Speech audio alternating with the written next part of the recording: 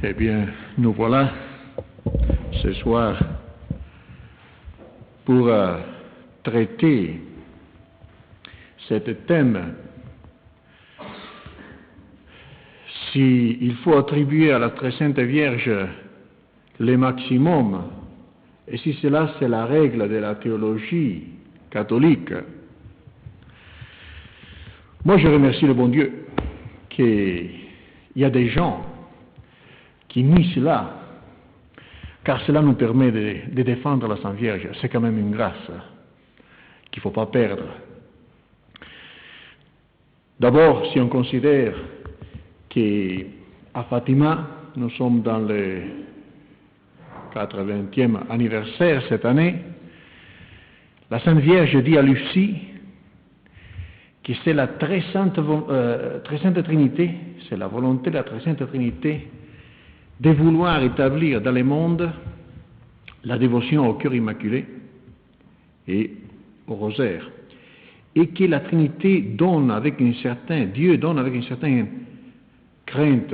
Elle utilise un langage comme ça, parce que Dieu n'a pas de crainte, bien sûr, parce que c'est le dernier moyen que Dieu donne à l'humanité. Et vous savez, elle leur présente la situation dans laquelle nous sommes. Alors, si on voit au début de ce XXe siècle, dans une révélation reconnue officiellement pour la Sainte Église, Fatima, que c'est la volonté de la Trinité d'exalter la Sainte Vierge, il ne faudra pas s'éloigner de ces chemins. Et alors, quand on voit, par contre, combien de tous les côtés on traite de rabaisser la Sainte Vierge dans l'Église pour faire l'écuménisme avec les protestants, c'est nécessaire. Autrement, les protestants, ils ne s'approchent pas des catholiques. Eh bien, pour s'approcher des protestants, on va renier de sa maman, la maman du ciel. Alors, c'est une grâce, c'est une chance que nous avons. Alors là, on se met sur le chemin. Ils ne passeront pas. C'est une grande grâce de pouvoir défendre la Sainte Vierge. Il ne faut pas perdre cette occasion.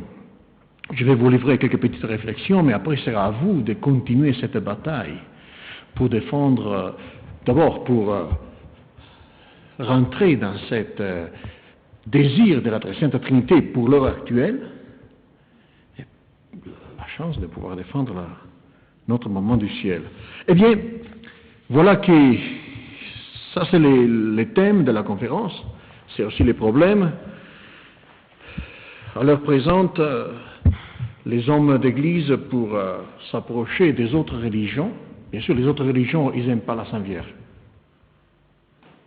Alors c'est un obstacle. Oh, c'est beau ça, hein? La Sainte Vierge, c'est un obstacle. La Trinité à Fatima nous donne la Sainte Vierge comme la dernière planche du salut. C'est pas la même chose, hein? Eh bien, et alors, malheureusement, c'est les hommes d'église, c'est aussi les papes, qui depuis 1 an et demi, plus ou moins, ils ont commencé à faire des discours. Vous savez que j'ai une pénitence à faire. Je suis italien, je lis l'Osservatore Romano. Et en Italie, l'Osservatore Romano, c'est un quotidien, ça sort tous les jours. Alors il faut lire. Et depuis 1 an et demi, le pape il a commencé à faire des discours sur la Sainte Vierge. Des fois, il dit de belles choses, il répète de belles choses. Mais des fois, alors, vous allez voir, entendre, on reste effrayé un peu, n'est-ce pas, de cette situation. Et surtout, je voudrais traiter un texte que le pape a fait publier sur l'Osservatore Romano, c'est un discours dans une audience le 3 janvier 1996, il y a 1 an et demi plus ou moins. Parce que c'est un peu un résumé, lui-même il le dit. Voilà, lui il dit,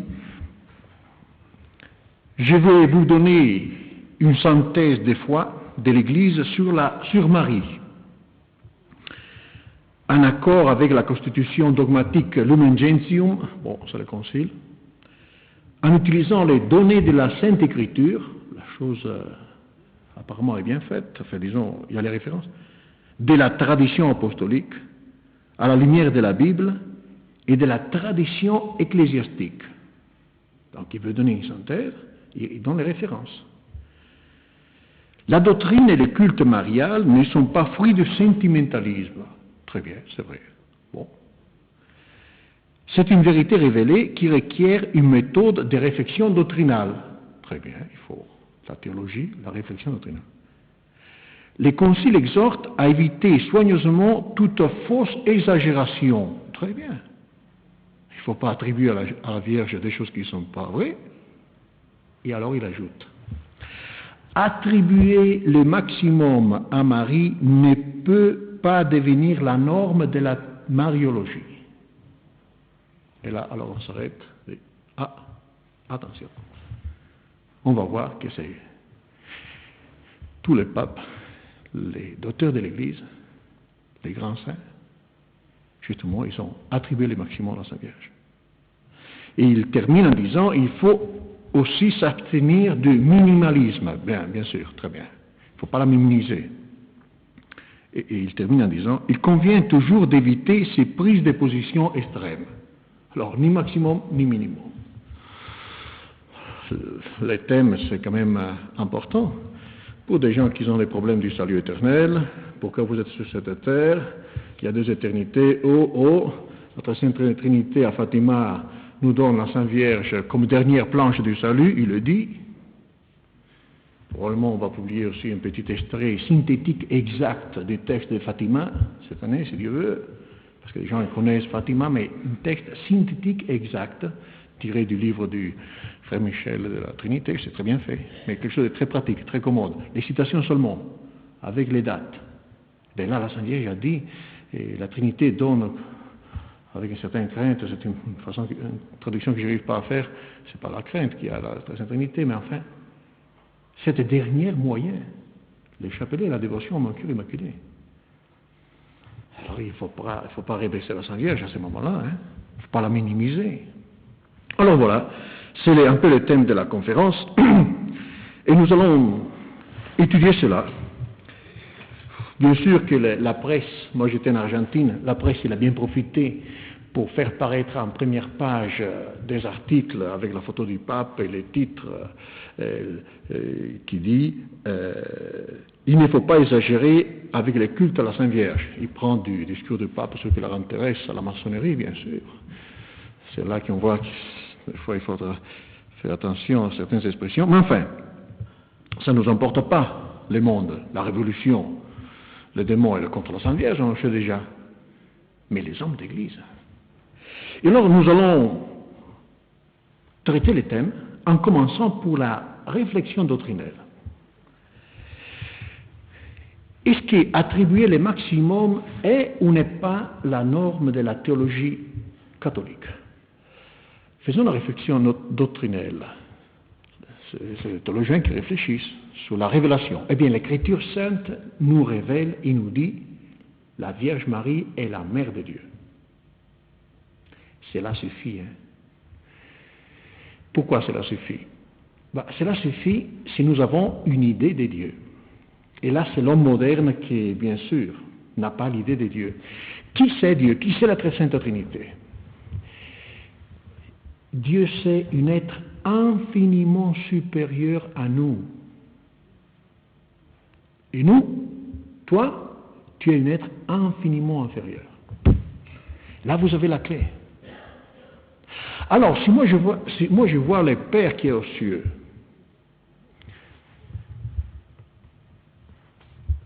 confier à la très sainte Vierge l'enfant infiniment important, est-ce que je peux dire que le Père du ciel a exagéré avec la Sainte Vierge? Le Père du ciel n'exagère pas, il sait bien ce qu'il fait. Alors si lui a confié à la Sainte Vierge cet enfant infiniment, il n'exagère pas. Mais on peut dire qu'il ne pouvait pas faire plus. C'est le maximum qu'il pouvait faire. Et alors quand je vois l'exemple du Père qui est dans les cieux, alors moi, qui suis-je, moi? Est-ce que tu as oublié ce que tu es? Mais tu te rends compte que tu es un être infiniment inférieur. Si lui, il te donne cet exemple, tu as peur d'exagérer, et peut-être j'exagère à confier dans la Sainte Vierge. Et non, le Père qui est dans le ciel, il n'a pas eu peur d'exagérer, de confier en elle. Il a confié l'enfant infiniment important. Eh bien, suivez l'exemple du Père du ciel. Ah non, alors ils ont peur. Regardez la deuxième personne de la très sainte Trinité. Il a honoré à la Sainte Vierge comme maman. Il a exagéré. C'est lui qui a exagéré premier. Il a choisi une femme pour être sa maman. Alors si je vois la deuxième personne de la très sainte Trinité qui exagère, à exalter, parce qu'ils ne pouvaient pas faire plus, hein. On va voir avec le docteur de l'Église justement. Qui suis-je moi pour avoir peur d'honorer la Sainte Vierge? Mon père, peut-être je suis en train d'exagérer à honorer la Sainte Vierge. Non, n'aie pas peur, tu seras toujours court.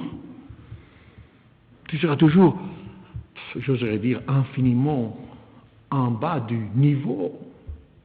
Parce que qui c'est qui l'honore comme mère? C'est un être infiniment supérieur à toi.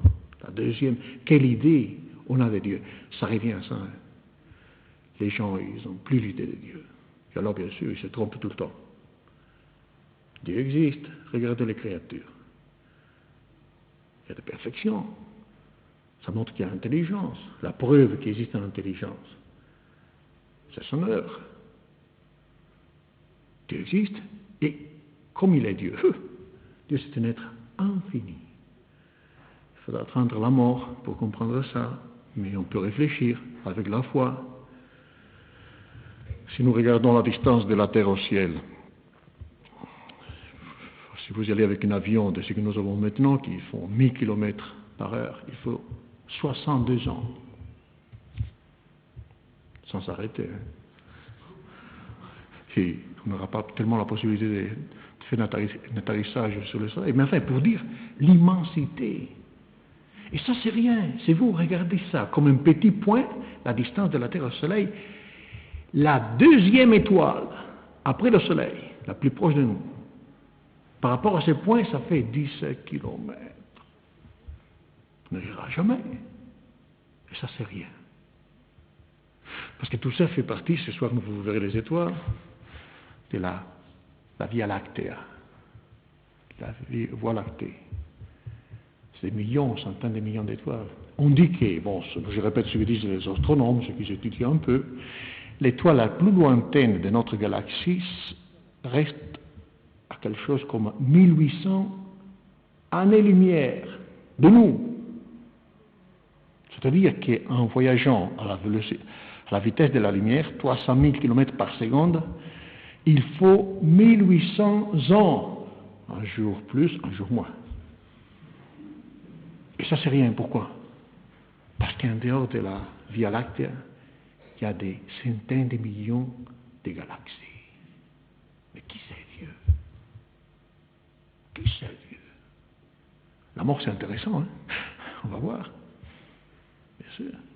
Et alors, quand je vois que le Père, dans le ciel, il regarde la création, l'affirmement infini, il doit regarder, chercher là-dedans la Via Lactea, qui c'est immense. Et dans la Via Lactea, il doit chercher le soleil. On a des microbes. Il regarde le soleil, il ne voit pas la terre. Mais il cherche un peu, il regarde la terre. Et il voit là-dedans une jeune fille. Et lui confie son fils infiniment important. Il faut croire qu'il a exagéré quand même. Enfin, et alors moi, que je suis un habitant de la Terre, un microbe, il y a quelques années, je n'existais pas. Hein. Le monde existait sans moi. Sans moi, et sans vous. Vous n'êtes pas important, vous. Et vous avez peur d'exagérer à exalter la Sainte Vierge.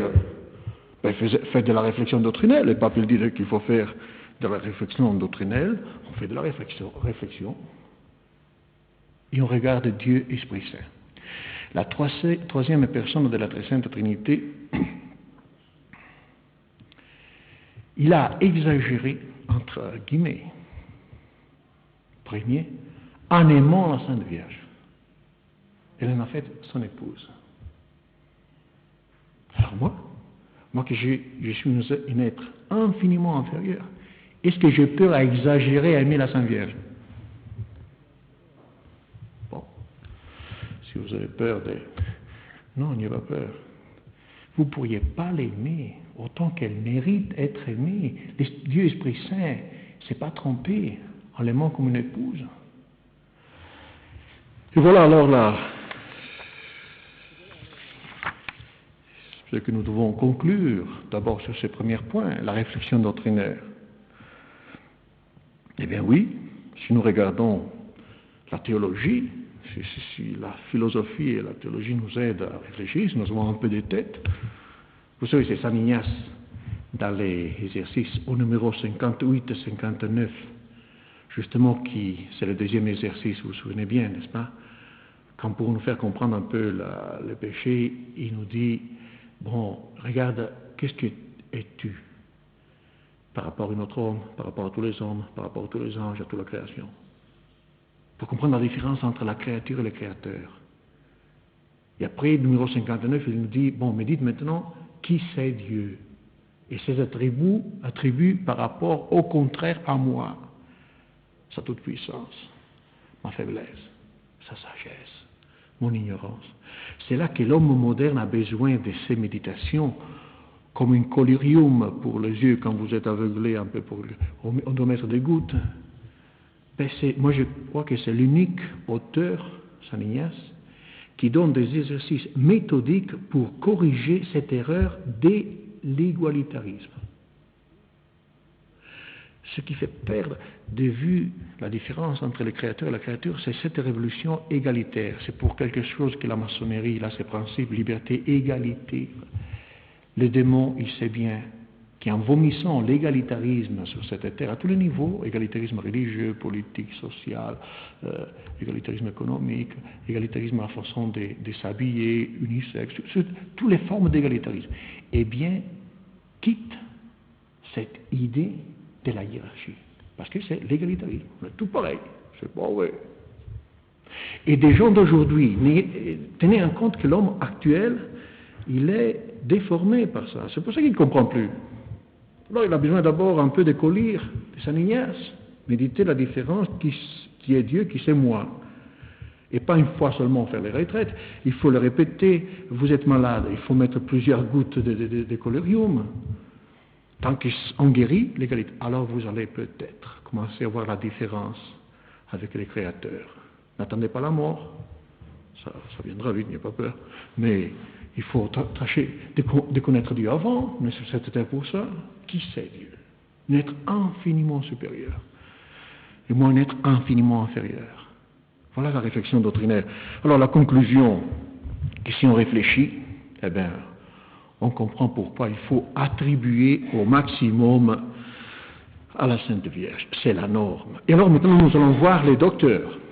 Nous allons voir justement ce que le pape il dit par rapport à la tradition ecclésiastique. Donc, l'enseignement des docteurs de l'Église. Je vais utiliser saint Alphonse de Liguori. Je ne me fatiguerai jamais de vous recommander, vous savez qu'on le fait.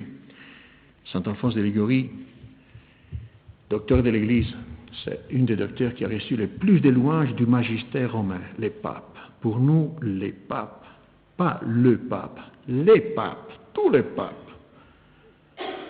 Le magistère romain traditionnel, ça c'est les critères de vérité. Nous ne connaissons pas autre chose que Rome, mais la Rome de toujours, qui ne vient pas nous enseigner les contraires des autres papes. Et alors tous les papes, ils ont tellement recommandé, je cite seulement en résumé Léon XIII, en parlant de Saint Alphonse. Quant aux écrits du saint docteur Alphonse de Liguori, il est désirable qu'ils soient diffusés chaque jour davantage.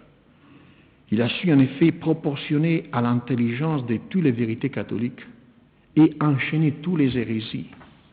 La plus grande partie des propositions condamnées dans les syllabus se trouve déjà condamnée dans ses écrits. On peut même dire, en toute vérité, qu'aucune erreur de notre temps n'a pas été réfutée. Au moins dans ses plus grandes parties par saint Alphonse. Après un examen diligent, il est apparu avec évidence que ces œuvres peuvent être lues sans la moindre risque pour tous les fidèles.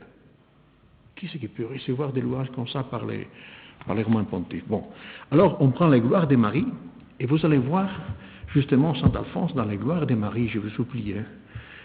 achetez ce livre, méditez-le, il ne faut pas le lire seulement, il faut le relire, vous imprégnez. Si la Très Sainte Trinité a dit à Fatima que les dernières planches de salut, c'est le cœur immaculé de Marie, ne cherchez pas par d'autres chemins. Vous voulez des grâces, il faut suivre la providence. Monseigneur Lefebvre nous le répétait tout le temps. Il ne faut pas se mettre devant la providence. Il faut voir de quel côté pousse l'Esprit Saint. Et s'il a ouvertement, Fatima, annoncé que le cœur immaculé de Marie, c'est pour ce siècle, étudiez la Sainte Vierge. Il faut tout connaître, mais enfin, appliquez-vous. Alors, les meilleurs, je m'excuse de la parenthèse, ne lisez pas n'importe quoi sur la Sainte Vierge. On a écrit beaucoup de livres, mais il y a des livres qui sont peu de choses. Les livres ne sont pas tous pareils. Ce n'est pas parce qu'on les voit sur la bibliothèque. Non, ça c'est de l'égalitarisme. Il y a des livres qui vous font gagner 10 ans. Ça, les Gloires de Marie de Saint-Alphonse, le traité de la vraie dévotion de Saint-Louis-Rion de Montfort, et les écrits faits par les docteurs saints. Alors là, vous aurez l'Esprit de Dieu. Bon, alors dans les Gloires de Marie, Saint-Alphonse, il nous donne toute une anthologie de textes. Il nous dit, Dieu ne pouvait pas l'exalter plus de ce qu'il a exalté. Ben alors ça, c'est le maximum. Pour comprendre jusqu'à quel point Marie fut exaltée, il serait nécessaire de comprendre combien sublime l'excellence et la grandeur de Dieu. Pourquoi? Parce qu'elle est la mère de Dieu. Alors pour comprendre la dignité de la mère de Dieu, il faudrait connaître Dieu. Et comme Dieu c'est infiniment supérieur, vous n'arriverez jamais à comprendre Dieu, vous n'arriverez jamais à comprendre la dignité d'être mère de Dieu. Et vous allez voir qu'ils vont le répéter les autres docteurs. Saint Anselme, par exemple, dire qu'elle est la mère de Dieu excède toute grandeur qui se puisse penser ou dire après celle de Dieu. Excède. Voilà, c'est le maximum. Quod mater Dei sit excedit omnem altitudinem. Saint Thomas de Villeneuve, qu'il te suffise que les évangélistes rendent témoignage qu'elle est la mère de Dieu. Par le fait même, ils affirment le maximum, les autres docteurs. Saint Anselme, par exemple, il continue, en raison de cela évident, la raison de cela est évidente parce que, comme l'enseigne le docteur angélique Saint Thomas, plus une chose s'approche de son principe, plus elle participe de ses perfections. C'est pour cela que Saint Thomas n'hésite pas à affirmer la bienheureuse Vierge, du fait de sa maternité divine, possède une certaine dignité infinie. Beata Virgo ex hoc quod est mater Dei habet quandam dignitatem infinita. Allez-y la comprendre. Dieu est grand, Dieu est infini, on n'arrivera jamais à les saisir. Mais la Sainte Vierge aussi. Saint Thomas il nous dit, elle a une certaine dignité infinie. C'est-à-dire que moi, un petit microbe, que j'ai juste un petit trou pour voir, j'arriverai à voir seulement une partie de la Vierge. Voilà. Et Saint Albert le Grand, il dit, être mère de Dieu, c'est la dignité maximale après celle de Dieu. Maximum. Immediate post esse Deum est esse matrem Dei. Il ajoute, Saint Albert le Grand, Marie ne pouvait pas être plus unie à Dieu que ce qu'elle fut, à moins d'être elle-même Dieu. Elle ne pouvait pas être plus grand, sinon être Dieu aussi, et c'est impossible. Mais c'est quand même une dignité maximale. Alors, Saint Bernardin de Sienne affirme une des thèses les plus exagérées, mais il est un docteur de l'Église, et Saint Alphonse, docteur de l'Église, il la soutient. Il dit, la très sainte Vierge, pour être la mère de Dieu, dut être élevée à une certaine égalité avec les divines personnes. Attachez le ceinturon. Ah ben, cher ami, il a dit. Ils sont deux docteurs de l'Église, et le magistère romain l'a recommandé. Ah ben, qui ne touche pas ça? On ne laissera pas toucher. Nous voulons être catholiques. Nous voulons garder la foi de nos pères. Il a dit, élever à une certaine égalité avec les trois divines personnes, au moyen d'une abondance quasi infinie de grâce. Opportuit eam elevari ad aquendam equalitatem divinam. Et Saint Thomas, Saint Alphonse cite encore saint Thomas, selon lequel Marie étant Mère de Dieu, en raison de cette union intime avec le bien infini, a reçu une certaine dignité infinie. Car la dignité de la Mère de Dieu est la dignité maximale qui peut être attribuée à une créature, dit saint Alphonse. Et il cite saint Thomas d'Aquin, cependant, quant à l'union avec la personne divine, Marie ne pouvait pas recevoir un plus grand privilège.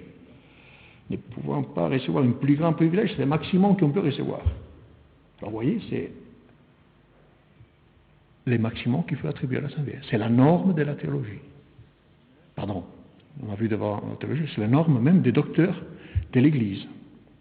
Et saint Thomas de Villeneuve, sans doute le fait d'être mère de l'infini a quelque chose d'infini. Et encore saint Alphonse, en citant saint Bernardin, conclut que l'état auquel Dieu exalta Marie en la faisant sa mère fut un état souverain, en sorte qu'il ne pouvait pas l'exalter davantage. Et saint Bonaventure, notre docteur de l'Église, Dieu ne pouvait pas faire une créature plus excellente qu'en la faisant sa mère. Et la Sainte Vierge, malgré toute son humilité, parce qu'elle a été choisie pour son humilité, elle le dit elle-même, a dû le reconnaître dans les Magnificat. Il a fait des grandes choses en moi, c'est lui qui est tout-puissant. Fecit mihi magna qui potens est. Voilà. Et alors, de nouveau, saint Alphonse, il donne une autre thèse, entre guillemets, exagérée de saint Bernardin de Sienne, n'oubliez pas, son deux docteurs de l'Église. C'est avec raison, par conséquent, que saint Bernardin affirme que Dieu créa le monde pour cette Vierge qui devait être sa mère. C'est fort, dire que Dieu créa le monde. Et en effet, un peu plus tard, plus loin, il cite saint Bonaventure, qu'il dit que le monde est à disposition de Marie.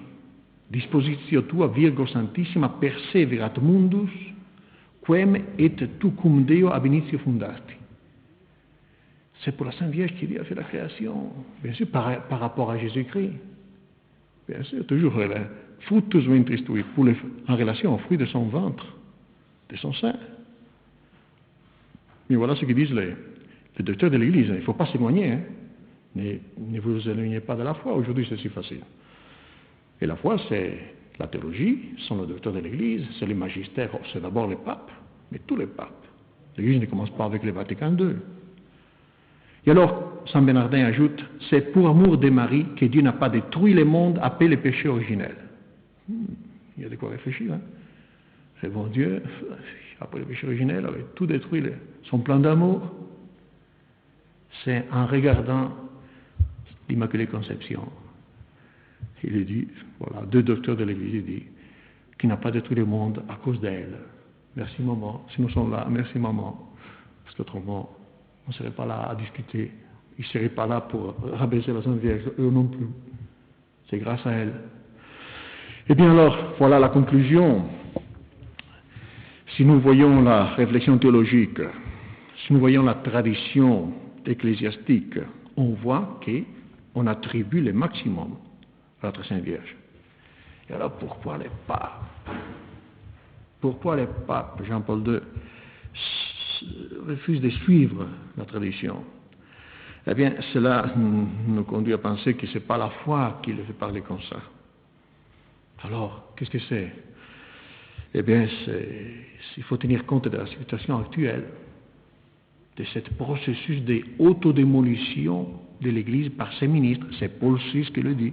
Croyez au pape, Paul VI, le 7 décembre 72. Et il a dit, attention, l'Église est dans un processus d'autodémolition, donc en train de s'autodétruire par ses ministres. Ah, ce n'est pas les communistes, ce n'est pas les maçons, non, c'est les mêmes ministres de l'Église qui sont en train de détruire sa doctrine. Et évidemment, pour détruire une société, il faut détruire sa doctrine. C'est un communiste italien, Antonio Gramsci, très fameux, très spécialiste, qui disait, il voyait clair, la force de l'Église, c'est son unité doctrinaire et sa structure hiérarchique. Alors il ne faut pas laisser toucher la doctrine, parce que si on touche la doctrine, l'Église se détruit. C'est toute la force. L'unité de l'Église, ce n'est pas seulement dans l'espace, c'est dans les temps. Le Concile Vatican premier, pas deuxième, premier, quand on fait la définition de l'infaillibilité du pape, il le dit, clair, Concile dogmatique. L'Esprit Saint n'a pas été promis à Pierre et à ses successeurs parce qu'il fasse des nouvelles doctrines, mais parce qu'il garde fidèlement les dépôts de la foi, dépositum fidei. Alors l'unité de l'Église, ce n'est pas seulement dans l'espace, il faut qu'il soit dans le temps. Il faut qu'il répète tout ce qu'ils ont dit tous les autres papes. Et alors voilà la situation. Malheureusement, on doit constater que c'est pas pour la pureté de la doctrine sur la Sainte Vierge que les papes il fait des discours comme ça. Mais malheureusement, c'est pour faire progresser cette union des religions, ce projet de la fraternité universelle maçonnique. Et malheureusement, ce n'est pas l'unique endroit où les papes il a dit des choses. Alors maintenant, courage, attachez notre foi à vos ceintures. Le 25 mai 1992, il dit, lorsqu'on parle de la virginité de Marie, cela doit se faire sans diminuer la valeur du mariage. Comment ça peut diminuer la valeur du mariage, la virginité de Marie? Bon, il continue. Lorsque les théologiens parlent de la virginité de Marie, il doit le faire en tenant en compte les tendances et les orientations de la culture contemporaine. Bon, pauvre ami, si on doit tenir compte de ce qu'ils pensent les autres, il a dit le 25 mai 1992.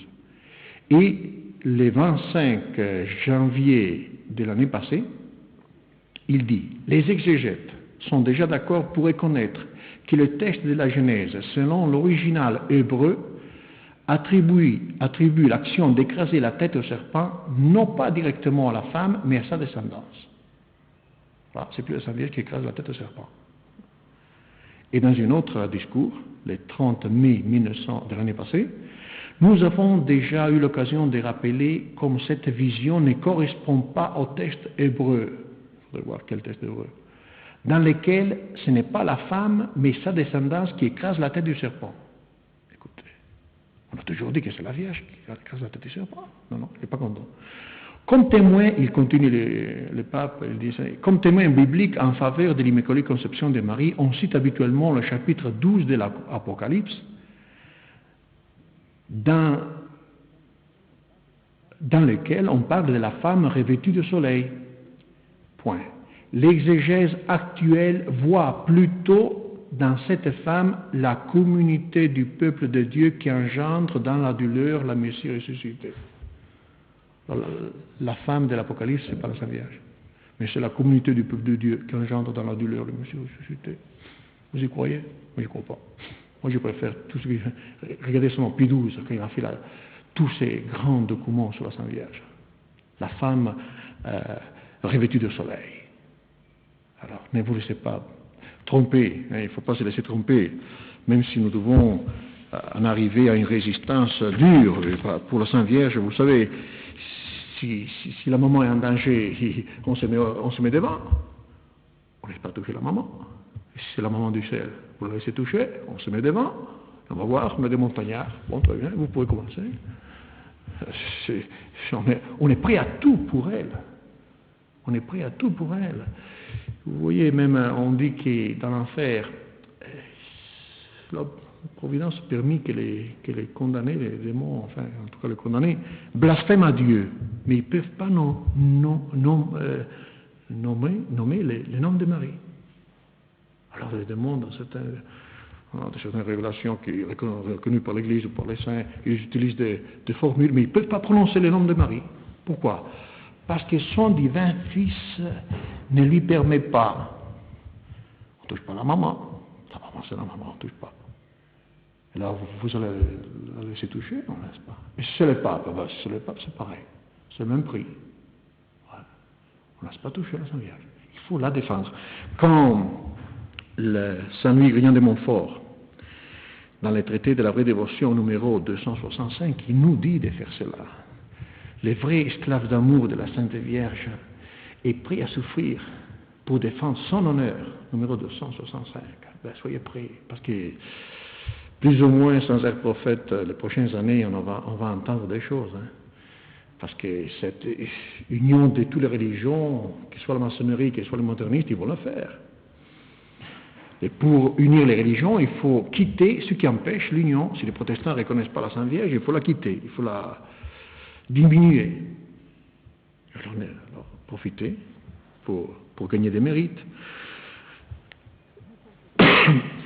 Nous sommes conscients de représenter une situation, un phénomène historique incompréhensible pour tous ces gens d'aujourd'hui qui sont empoisonnés par le relativisme du Vatican II, de l'esprit d'aujourd'hui. Mais cependant, et alors on voit que les catholiques aujourd'hui, ils n'ont plus la force de combattre pour la vérité. Mais quand même, c'est la dame qui nous a été donnée, c'est la Sainte Vierge qui est donnée à Fatima comme planche de salut. Ça, il faut faire des efforts. Les gens, ils sont fatigués peut-être du combat, ils n'ont pas envie ils n'ont pas l'esprit d'effort, ils ne prient pas. Trop de télévision, vous savez la formule. Moins de télévision et plus de rosaires, plus de chapelets. Alors ça, on aura plus de force. Et alors, enfin, rendons-nous compte de cette occasion historique que nous avons pour gagner des mérites. Le temps passe, l'éternité s'approche, vous êtes sur cette terre pour décider l'un ou l'autre éternité. Remercier le bon Dieu que nous avons des ennemis. Moi, ça fait presque 9 mois, je m'excuse de parler de mes choses, maintenant je remercie le bon Dieu qui existe des ennemis. Pourquoi? Parce qu'il me donne un drapeau pour vivre et pour mourir. Quelle chance! Et alors, si aujourd'hui la Providence, il a décidé de vous faire gagner des mérites, qu'est-ce qu'il fait? Il permet qu'on diminue la Sainte Vierge. Alors attention, c'est à vous de ne pas faire la paix avec les ennemis de la Sainte Vierge. Ne perdez pas l'ennemi. Hein. Si vous perdez l'ennemi, vous perdez l'occasion de gagner des mérites. Alors les jours à la mort, vous allez mourir, il y a cette fameuse balance, il y a toutes les mauvaises choses qu'on a fait, moi les premiers. Alors il faut que dans notre assiette, il y a quand même des bonnes choses, profitez-en. Mais c'est une chance de vivre cette époque. Il y a tellement d'ennemis de l'Église et de la Sainte Vierge. Pourquoi? Pour gagner des mérites. Il nous offre, la très sainte, la bonté infinie de Dieu. Il nous offre l'occasion de défendre le mieux du mieux. L'Église, la messe, bien sûr, vous savez, la tradition et la Sainte Vierge, maintenant. Alors, n'ayez pas peur. Comme dit Saint Bernard, et si nous faisons un peu de méditation, un peu d'oraison, tâchez de la regarder beaucoup. Je vous fais propagande un peu d'une image qui sera en vente à la sortie. C'est une image de la Sainte Vierge miraculeuse, c'est-à-dire fait miraculeusement dans un rocher en Colombie. Vous savez que nous avons 2 images importantes en Amérique. C'est Notre-Dame de Guadeloupe, qui a été fait miraculeusement, mais l'autre c'est celle-là, qui est peu connue. Ça, c'est seulement une particulier du visage de la Vierge, c'est l'image de la Vierge grande avec Saint François et Saint Dominique à côté. Quand on pense, je vous raconte brièvement l'histoire, c'est une Indienne qui passait dans une falaise et il avait sur les épaules, dans la brinte, je ne sais pas comment on dit en français, une petite qui était sorde-muette. Et en passant devant ces rochers, la petite se remue toute et commence à dire la dame. Elle était muette, elle ne pouvait pas parler, elle commence à parler. Alors cette femme indienne elle regarde et miraculeusement était fixée peintre dans la rocher cette image. Alors il y a des miracles qui commencent à se faire, mais c'est une falaise, ça faisait comme 100 mètres dans un précipice, il y avait seulement juste un petit sentier. Alors ils ont essayé d'enlever la peinture pour la mettre dans une église. Et la couleur rentre dans la pierre. Expliquez ça. Ils ne peuvent pas toucher. Alors qu'est-ce qu'ils ont dû faire? Ils ont dû faire un gros pont de 100 mètres et construire sur le pont la basilique. Et alors il y a l'autel qui est sur l'image. Mais pour nous c'est important de savoir qu'il n'est pas fait pour une main humaine. C'est fait pour une main divine. Et effectivement, si vous la regardez de près, il a un regard, il a une douceur. Et bien alors, si, soit avec les images que nous avons par le bon Dieu ou pour les grands peintres catholiques que nous avons eus, ou soit parce que vous, dans votre méditation, vous vous êtes habitué à voir la Sainte Vierge. Et Saint Ignace, il enseigne ça, personne, parole, action. Souvenez-vous de la retraite, la méthode de la contemplation. Saint Louis Grignon de Montfort, il insiste. Travaillez dans votre intérieur une image de la Vierge. Au début, c'est un peu difficile, le démon est fait des siennes, il vous embête un peu, n'ayez pas peur, continuez. Parce qu'après, on s'est fait, dit Saint Louis Grignon de Montfort, une image intérieure d'elle. Et quand vous arrivez à saisir son regard d'amour, son sourire, alors ça donne beaucoup de force. Si on sait qu'elle nous aime plus de ceux que nous l'aimons. Ce que dit l'Église dans le texte des messes de la Sainte Vierge, mais l'épître de l'Ecclésiastique. Penser à moi, c'est plus doux que la miel, mais posséder plus doux, mieux que les rayons du miel. L'Église ne se trompe pas. Alors, encouragés par cet regard de notre maman du ciel, sous ces regards, sous ces souris, n'ayez pas peur. Même si nous allons rester seuls, on ne va pas laisser passer. On doit garder la tranchée. On ne doit pas laisser toucher la Sainte Vierge. Si c'est le pape, malheureusement, en fait, ce sont les hommes d'église, ça ne fait rien. On ne touche pas la Sainte Vierge. Sur cette terre, c'est à nous de défendre sa gloire. Et alors, si on voit que par la réflexion théologique, Dieu ne pouvait pas faire plus pour exalter la Sainte Vierge, si on voit que tous les docteurs de l'Église, ou presque la totalité, ils ont enseigné la même doctrine, c'est le maximum. Alors même si c'est le pape qui vient nous dire qu'il ne faut pas attribuer au maximum la Sainte Vierge, que cela c'est pas la norme de la théologie, eh bien, cher ami, il faut qu'il rentre au séminaire et étudier un peu sa théologie, parce que c'est pas vrai. Il faut toujours la défendre. Et vous vous souvenez, dans l'histoire de l'Église, il y a des cas très, très spéciaux, quand il y a des gens qui sont restés seuls à défendre la foi. Et dans l'histoire de l'Église, nous avons en Espagne, par exemple, il y a eu cette occupation par les musulmans de l'Espagne. Et alors, au nord de l'Espagne, dans la Asturia, dans une vallée, presque une montagne, il y avait les derniers 27 chevaliers qui s'étaient réfugiés, arrière-bataille, toujours ils devaient se retirer. Et c'était une sanctuaire de la Sainte Vierge, Covadonga. Si vous allez la voir, il faut y aller, hein. Il faut faire des tourismes religieux.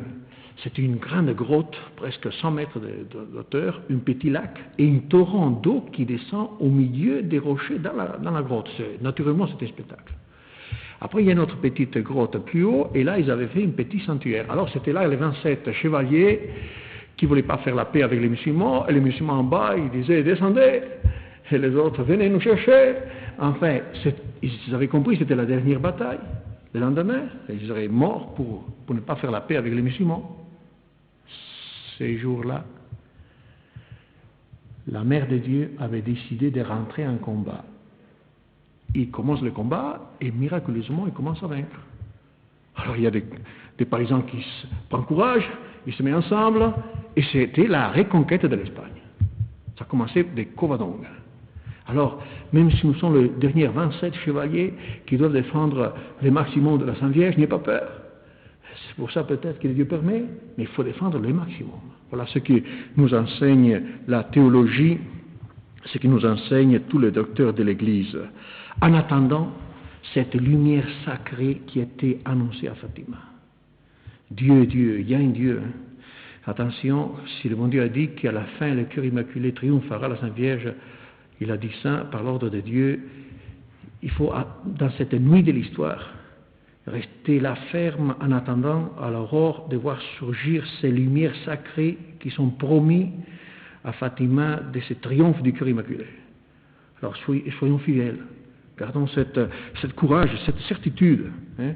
Et quand nous avons des grands auteurs comme Saint Alphonse de Liguori, qui étant à Naples, à quelques kilomètres de Rome, sous l'œil vigilant de tous les papes, il a pu écrire ça dans Sainte Vierge.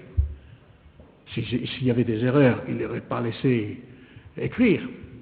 Eh bien alors nous allons terminer avec quelque chose de très exagéré, qui a dit Saint Alphonse de Liguori dans les Gloires de Marie, à peu de kilomètres de Rome, sous le regard de tous les papes.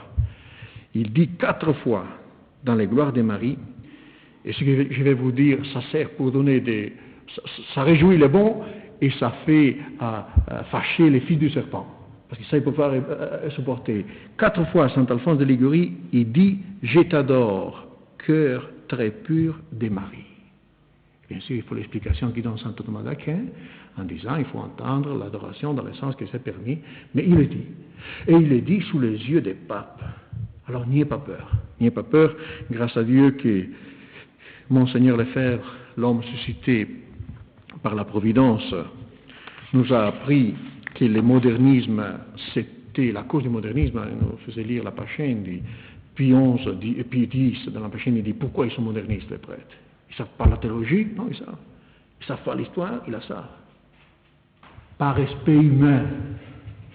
Ils ont respect humain. Ils ont peur d'être dépassés. Et bon, soyons des dépassés de la Sainte Vierge. N'ayez pas peur. Alors, ne sommes pas prendre pour le respect humain. Il faut le défendre. Et voilà la chance que nous avons. Ne perdons pas les ennemis. Ne perdons pas cette grâce de pouvoir témoigner la foi. Et surtout quand il s'agit de cette créature, la Mère de Dieu. Restez fixé dans l'horizon, à son regard, à son sourire, et ça vous donnera beaucoup de force. Et demandons à la Très Sainte Trinité la grâce d'être fidèle à ce combat, en lui offrant justement cet acte de foi solitaire qui a su faire la Sainte Vierge. J'ai eu l'occasion d'en parler ça peut-être l'année passée, si je ne me souviens pas mal. Les samedis saints, tout le monde a perdu la foi. Saint Pierre, les apôtres. Seulement, le cœur immaculé de Marie a pu conserver la foi que la deuxième personne de la Sainte Trinité a portée sur cette terre. C'est pour ça, dit Saint Bernard, que le samedi est consacré à la Vierge. Alors, pour obtenir cette grâce, offrons, disons, Très Sainte Trinité, je vous offre cet acte de foi solitaire, parfait, cruel, qui a su faire le cœur immaculé de Marie. Donnez-nous la grâce aussi, dans cette nuit de l'histoire, de ne pas avoir peur de rester seul à exalter la Sainte Vierge. Il ne faut pas avoir peur. Vous n'êtes pas seul. Vous avez tout le monde surnaturel sur vous. Vous avez tous vos aïeux. S'il y en a quelqu'un au purgatoire, je ne sais pas, mais enfin, ils sont avec nous. Ceux qui sont au purgatoire sont des âmes bénies. Ils sont là pour nous faire la propagande. Écoute, tu as la chance, c'est la bonne époque. Profite. Offrons à la Très Sainte Trinité cette confiance qu'il y avait la Sainte Vierge. Cette confiance elle connaissait le cœur de Jésus, c'est la vertu d'espérance, la deuxième vertu théologale. L'homme moderne, il n'a plus de confiance, ils ont peur. Ils ne savent plus que Dieu est Père, Dieu est fort, Dieu sauve. Et demandons à la Sainte Vierge qui nous donne quand même cette grande confiance. Dieu existe. Cette voie de l'enfance spirituelle que nous apprenait le Père Bariel en disant la Très Sainte Vierge a voulu que soit Sainte Thérèse de l'Enfant Jésus a révélé ça, mais c'est un secret de la Sainte Vierge, cette confiance. C'est tout dans l'observation de la confiance exagérée qu'ils ont les petits dans leur papa. Ils ne peuvent pas faire autrement d'ailleurs. C'est une observation naturelle. Et Sainte Thérèse dit, faisons ça avec le Père qui est dans le ciel. Alors même si on a cassé le vase du cristal de la maman, la maman elle va nous dire, je t'aime plus, et c'est pas vrai. Elle vous aime plus que les vases de cristal. Cette connaissance de Dieu comme Père, saisir ses grâces, cette vertu d'espérance et cet amour, cette capacité qu'avait la Sainte Vierge de ne pas perdre tout cet amour que Dieu a mis dans la création, plein sont le ciel et la terre de votre gloire, comme Dieu donne l'être pour nous, ce petit oiseau qui chante, qui c'est qui lui donne l'être. Et c'est pour qui? C'est pour moi, la Trinité n'a pas besoin. Sentir ces provocations d'amour que le bon Dieu fait. La Sainte Vierge avait cette capacité de ne pas laisser tomber par terre aucune des provocations d'amour que la Trinité a mis dans l'ordre naturel et surnaturel. Demandons-lui cet feu. Et aussi de garder quand même cette inimitié avec les serpents. Ses idées et ses œuvres. Au baptême, on a été baptisé, on a dû renoncer. Alors, n'y a pas peur. Mais mon Père, alors, c'est un manque de respect. Oui, c'est un manque de respect à la tête du serpent. Regardez la Sainte Vierge. C'est un manque de tact. Peut-être c'est un excès de tact, il lui écrase la tête. Enfin, alors, gardons cet esprit de combat aussi. Et c'est la grâce que nous allons lui demander les uns pour les autres en chantant la Salve Regina.